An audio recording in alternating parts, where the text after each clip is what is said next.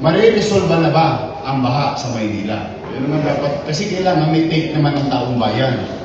Mariresolve ba yung baha? That I cannot guarantee. Hindi ko kayang ipangako, hulaan ang panahon. Bakit? Hindi ko alam kung gaano kalaking ibubuhos ng langit na tubig sa lupa. So, we may experience flooding pa rin. Pero, yung paghupa, must be bilis. Tama ba? Logical ba? O yun lang ang goal natin.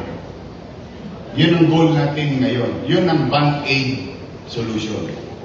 Baha, dahil nalinis ng mga barangay chairman, mga city government resources, yung clogging.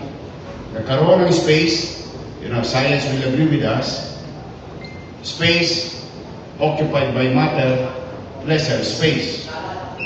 So, pagka nabakante, mas marami tayong kayang i-load na tubig, uhupa. And yung takbo ng araw, naturally, mawawala.